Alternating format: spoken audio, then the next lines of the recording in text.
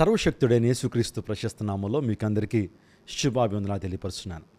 America దేశం నుంచి Raj board అనేటువంటి వ్యక్తి రీసెంట్గా తను చేస్తున్న వ్యాఖ్యలను చూస్తున్నప్పుడు చాలా ఆశ్చర్యం అనిపిస్తుంది, చాలా హాస్యాస్పదంగా కూడా ఉన్నాయి. అసలు అతడు క్రైస్తవ్యంలో అతని స్థానం ఏంటి, అతని రక్షణానుభవం ఏంటి, ఎప్పుడు పాపక్షమాపణ పొందాడు, క్రీస్తుతో తనకున్న వ్యక్తిగత సంబంధం ఏంటి, ఇవన్నీ ఎప్పుడైనా ఆలోచన చేశారా? ఆ వ్యక్తి వీడియోలో కొన్ని మాటలు మాట్లాడుతున్నాడని మనందరం కూడా మంచిగా మాట్లాడుతున్నాడని ఎంటర్టైన్ చేశాం. ఈ రోజున క్రైస్తవులనే చిచ్చులు పెట్టడానికి, క్రైస్తవ బోధకులపై, క్రైస్తవ సమాజంపై బురద వేయటానికి ముందుకు వస్తున్నాడు. నా దృష్టిలో ఒక వెలుగుదూతలాగా ఆ వ్యక్తి కనబడుతున్నాడండి. అతను చేసిన వ్యాఖ్యల గురించి ఆలోచన చేస్తున్నప్పుడు దేవుని సేవకులుగా మనం ఎంతగానో, ప్రవీణ్ పగడ గారు చనిపోయినప్పుడు ఎంతగానో బాధపడ్డామండి. మా కన్నీరు కార్చాం. నిజంగా ఒక మంచి రీసోర్స్ని క్రిస్టియానిటీ కోల్పోయింది, క్రైస్తవ సమాజం కోల్పోయింది, మంచి సేవకుడిని కోల్పోయామని ఎంతగానో విచారించాం. సంఘాల్లో ప్రార్థన చేశాం, కుటుంబ ఆదరణ కోసం ప్రార్థన చేశాం. నేను కావచ్చు, ఆ తర్వాత మా అన్నయ్య గారు డాక్టర్ జాన్ వెస్లీ గారు కానివ్వండి, మా వదిన బ్లెస్సీ వెస్లీ గారు, ఎంతో బాధపడ్డామండి. నిజంగా ఎప్పుడూ ఒక సేవకుడు చనిపోయినంత ఎంత బాధపడినటువంటి అనుభవాలు మా జీవితంలో లేవు. ఒక నిజమైనటువంటి దేవుని సేవకుడు, వాక్యాన్ని వాక్యంగా అందించేటువంటి దేవుని సేవకుడు, అపాలజెటిక్స్లో how can we defend our faith, మన యొక్క విశ్వాసాన్ని ఏ విధంగా డిఫెండ్ చేసుకున్న అంశం మీద అద్భుతంగా ఆయన మాట్లాడారు. అందులో బట్టి మా సభలకు కూడా ఆయన పిలిచాం, ఆయన చేత సంఘాన్ని బలపరచడానికి వాక్యాన్ని అందింపచేశాం. అటువంటి విధానంలో ఉన్నటువంటి దేవుని సేవకుడు చనిపోయినప్పుడు ఒక్కరు కాదండి, క్రైస్తవులు మాత్రమే కాదు, అనేక మంది బాధపడ్డారు. ఇది హత్య లేకపోతే యాక్సిడెంట్ అనేటువంటి ఆ అనుమానం, ఆ సందేహం మనకు వచ్చినాయి. దాని గురించి పోరాడాం. మేము కూడా సంఘాల్లో వారి కుటుంబం కోసం ప్రార్థన చేయమని కోరాం, న్యాయం జరగాలని పోరాటం చేశాం. ఇలాంటి సమయంలో రాజ్ బోర్డ్ అనేటువంటి వ్యక్తి, ఆ వ్యక్తి ఒక సేవకుడు కాదు, ఆ వ్యక్తి సరైన క్రెడిబిలిటీ లేదు. పోనీ ఏదన్నా ఎవాంజలిస్ట్గా ఆ వ్యక్తి ఏమైనా ఉన్నాడా? వాక్యం తెలిసినటువంటి వాడా? రక్షణానుభవం ఏంటి? ఎప్పుడు బాప్తిజం పొందాడు? ఎప్పుడు పాపక్షమాపణ రక్షణానుభవం అతనికి ఉందా? అటువంటిది ఏమీ మనం పరిశీలన చేయలేదు. అతని కుటుంబ నేపథ్యం మనకు తెలియదు, అతని యొక్క సాక్ష్యం గురించి మనకు తెలియదు. అయినప్పటికీ ప్రవీణ్ గారి గురించి మాట్లాడినప్పుడు మనందరూ కూడా స్వాగతించాం, ఇందులో ఏదైనా నిజం ఉంటుందేమో అని. కానీ రీసెంట్గా ఒక వెలుగుదూత వలె బ్లెస్సీ వెస్లీ గారి మీద వేసిన ఆరోపణ చాలా హాస్యాస్పదంగా ఉందండి. దాన్ని మరలా ఆ వ్యక్తి డిఫెండ్ చేసుకోవడం అనేది ఇంకా ఆశ్చర్యకరంగా, హాస్యాస్పదంగా ఉంది. వాస్తవానికి దైవజనులు జాన్ వెస్లీ గారు కానివ్వండి, బ్లెస్సీ వెస్లీ గారు కానివ్వండి, వారు ఎంతో ప్రయాసపడి దేవుని స్వార్థను ప్రకటిస్తున్నారు, వాక్యాన్ని వాక్యంగా అందిస్తున్నటువంటి దేవుని సేవకులు. అందుని బట్టే అనేక ప్రాంతాల్లో దేవుడు వారిని వాడుకుంటున్నారు. వారు ధనార్జన కోసం కానీ, పేరు ప్రఖ్యాతుల కొరకు ఏనాడు కూడా ప్రాకులాడలేదు. దేవుని సువార్తను ఖచ్చితంగా అందించాలి, రాబోతున్న తరాలని సిద్ధం చేయాలి, ఈ లెగసీని కంటిన్యూ చేయాలనే ఉద్దేశంతో అనేక ప్రాంతాలకు వెళ్ళి అలుపెరుగుని సువార్త యోధులుగా ఇద్దరు పనిచేస్తున్నారండి. ఆ రోజున మొట్టమొదటిసారిగా వెళ్ళినటువంటి వారు కూడా ఈ జాన్ వెస్లీ గారు, ఆ తర్వాత బ్లెస్సీ వెస్లీ గారు ఆ ప్రాంతానికి వెళ్ళి ప్రవీణ్ పగడల గారి యొక్క సతీమణితో మాట్లాడటం జరిగింది. మోరల్ సపోర్ట్ ఇవ్వడానికి ప్రయత్నం చేయడం జరిగింది.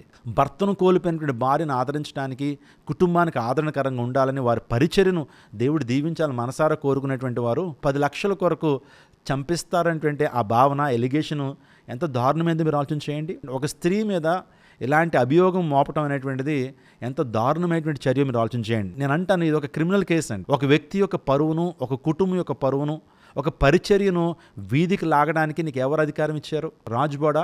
సూటిగా ఒక ప్రశ్న అడుగుతాను, ఏంటి నీ రక్షణ అనుభవం ఏంటి? నువ్వు మారు మనసు ఎప్పుడు పొందావు? యేసుక్రీస్తు ప్రభు నీ సొంత రక్షణగా ఎప్పుడు అంగీకరించావు? నీ పరిచర్య ఏంటి? నీ సేవ ఏంటి?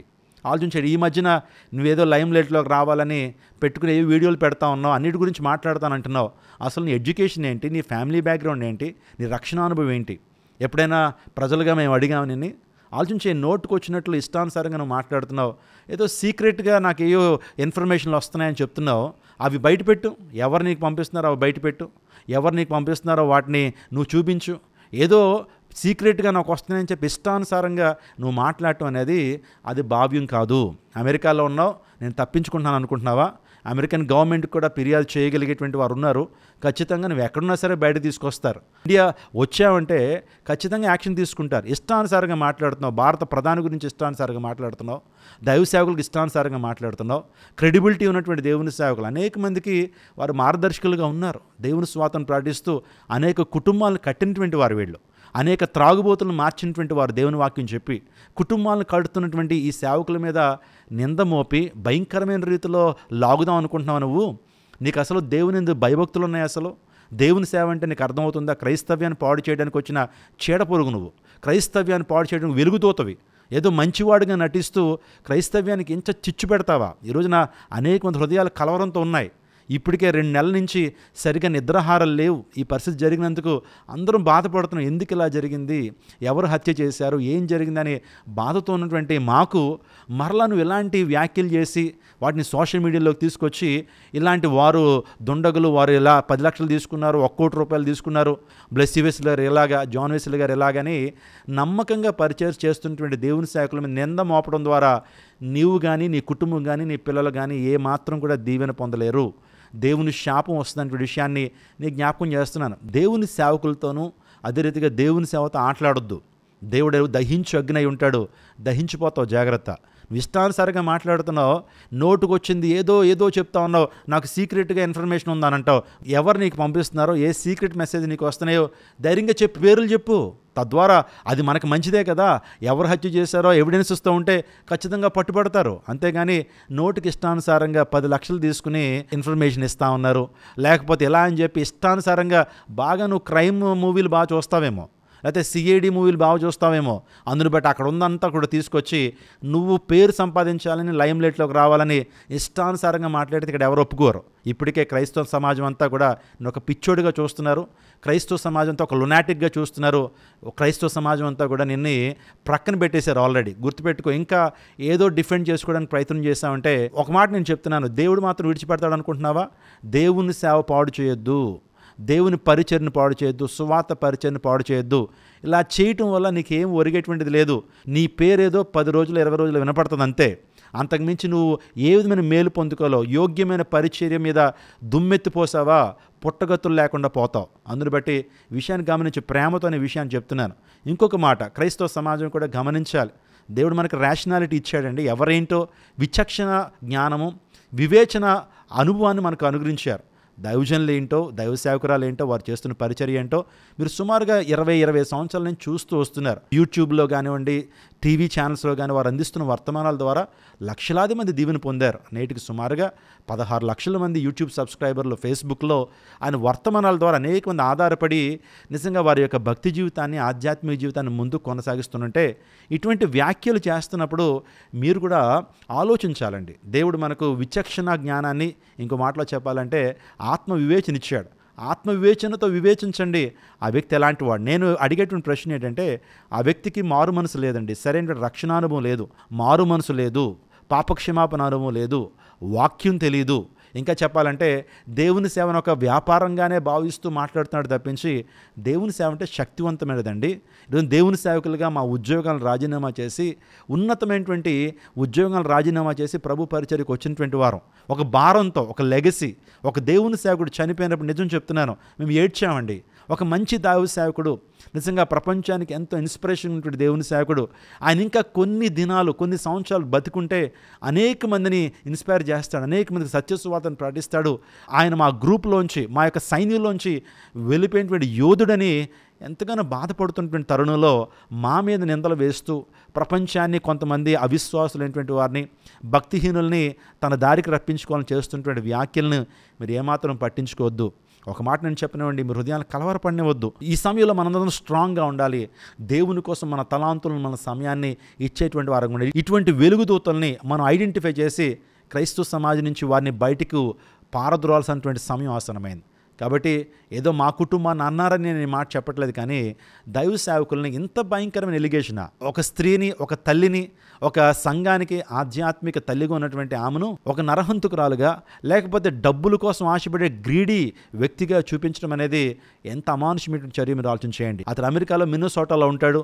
అతని గురించి ఎవ్వరికీ తెలియదండి. అమెరికాలో ఎంక్వైరీ చేస్తున్నప్పుడు అతని గురించి ఎవ్వరికీ తెలియదు. ఇంట్లో వైఫై కనెక్షన్ ఉంది, ల్యాప్టాప్ ఒకటి పెట్టుకున్నాడు, ఒక ఐప్యాడ్ పట్టుకుని ఇష్టానుసారంగా మాట్లాడు. దేవుని సేవకుల గురించి మాత్రమే కాదు, తనకి ఏం తోస్తే అది మాట్లాడుతున్నాడు. నువ్వు అమెరికాలో ఉండి తప్పించుకుంటున్నావు అనుకుంటున్నావా? అమెరికాలో ఉండి ఏం మాట్లాడినా చెల్లిపోద్ది అనుకుంటున్నావా? నాకు సీక్రెట్గా చాలామంది చెప్తున్నారు అని చెప్పి బేస్లెస్ థింగ్స్ని నువ్వు సోషల్ మీడియాలో చెప్పడానికి నీకు ఎంత ధైర్యం? జాగ్రత్త. ఒకవేళ నీ మీద సివియర్గా యాక్షన్ తీసుకోవాలనుకుంటే కనుక అమెరికాలో కూడా కేసు వేయచ్చు. నువ్వు మాట్లాడుతున్న ప్రతి మాట రికార్డింగ్స్ ఉన్నాయి, ఖచ్చితంగా నీ మీద యాక్షన్ తీసుకోవచ్చు. ఇండియన్ గవర్నమెంట్ కావచ్చు, అమెరికన్ గవర్నమెంట్ కూడా ఇలాంటి పిచ్చి వ్యాఖ్యలను అక్కడి నుంచి చేశామంటే ఖచ్చితంగా మూల్యం చెల్లించుకోవాల్సి వస్తుంది. ఇకనైనా నీ జీవితాన్ని మార్చుకో, ప్రభు పాదాల మీద పడు, క్షమాపణ అడుగు, దేవుడిని క్షమిస్తాడు, ఉగ్రత నీ మీదకి రాకుండా ఉంటుంది.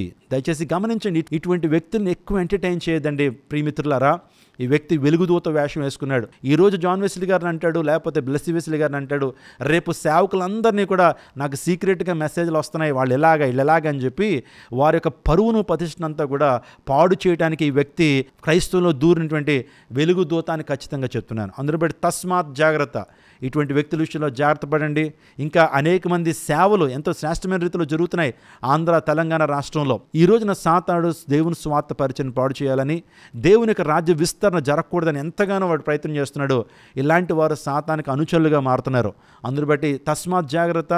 దైవజనుల గురించి మీకు తెలుసు, ఆయన యొక్క వాక్య విధానం మీకు తెలుసు, ఎంతమంది ఆయన ద్వారా దీవించబడ్డా. మీరందరూ కూడా దేవుని సేవకుడి ద్వారా దీవించబడి అనేక సభలు ఏర్పాటు చేస్తున్నప్పుడు ఆయన ఇస్తున్నటువంటి దైవ సందేశాల ద్వారా అనేక మంది దీవించబడ్డాం మనం. అందుని బట్టి అటువంటి దేవుని సేవకుల గురించి మాట్లాడుతున్నప్పుడు మీరు అన్యదా భావించదు. ఇటువంటి వ్యక్తుల్ని మనం ఖండిద్దాం, ఇటువంటి వ్యక్తులు చేస్తున్న వీడియోస్ని ఖండిద్దాం. తద్వారా దేవుని యొక్క రాజ్య విస్తరణలు అందరూ కూడా పాలుభాగస్తులుగా ఉందాం. రాజు బోడ మరొకసారి నేను హెచ్చరిస్తున్నాను, నీ పందా మార్చుకోకపోతే తగిన మూల్యం చెల్లించుకోవాలి తప్పదు. దేవుని ఉగ్రత నీ మీదకి దిగి వస్తుంది.